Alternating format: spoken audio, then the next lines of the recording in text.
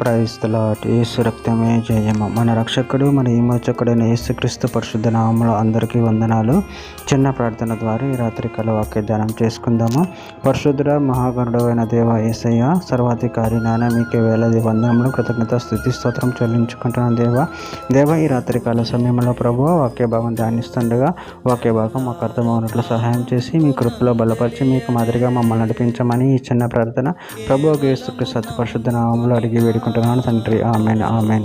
సామెతల గ్రంథం 21వ అధ్యాయము 11వ వచనము. అపహాసకుడు దండించబడుట చూచి జ్ఞానం లేనివాడు జ్ఞానము పొందును, జ్ఞానము గలవాడు ఉపదేశం వలన తెలివి నందును. ఆమె దేవుడి వాక్య భాగం దీవించును కాక. ప్రభునందు ప్రియులారా, మనము ఇక్కడ వాక్య భాగంలో గమనించినట్లయితే అపహాసకుడు దండింపబడుట చూచి జ్ఞానం లేనివాడు జ్ఞానము పొందును, జ్ఞానము గలవాడు ఉపదేశం వలన తెలివి నొందును. అదేవిధంగా వాక్య భాగంలో గమనించినట్లయితే సామెతల గ్రంథం 1వ అధ్యాయం 5వ వచనంలో జ్ఞానము గలవాడు విని పాండిత్యం వృద్ధి చేసుకొనును, వివేకము గలవాడు ఆలకించి నీతి సూత్రమును సంపాదించుకొనును. సామెతల గ్రంథం 9వ అధ్యాయం 9వ వచనంలో జ్ఞానం గలవానికి ఉపదేశము చేయక వాడు మరింత జ్ఞానం నొందును, నీతి గలవానికి బోధ చేయక వాడు జ్ఞానాభివృద్ధి నొందును.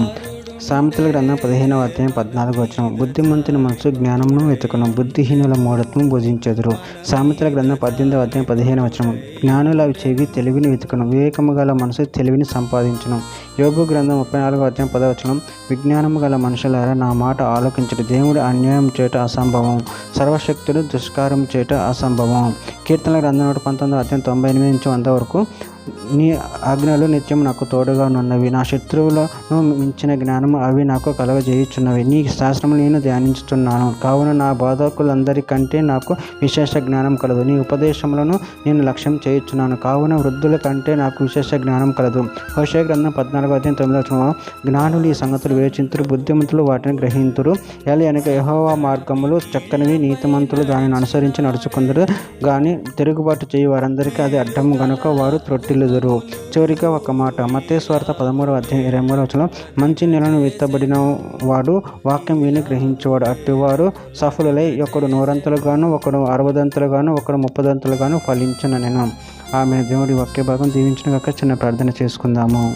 పరిశుద్ధ మహాగణుడైన దేవేశే నాయన మీరు ఇచ్చిన వాక్యదాన్ని ప్రభావం కృతజ్ఞతలు చెల్లించుకుంటున్నాను తండ్రి. నాయన మీ శాస్త్రమును గైకొని వాటిని అనుసరించి నిన్ను మహింపరిచి కనపరచే శక్తిని బలను మాకు అనుగ్రహించి మీ కృపలో బలపరిచి స్థిరపరిచి నాయన మీ చిత్తము మా జీవితంలో జరిగించమని చిన్న ప్రార్థన చేసిన అమలు అడిగి వేడుకుంటున్నాను తండ్రి. ఆమెన్.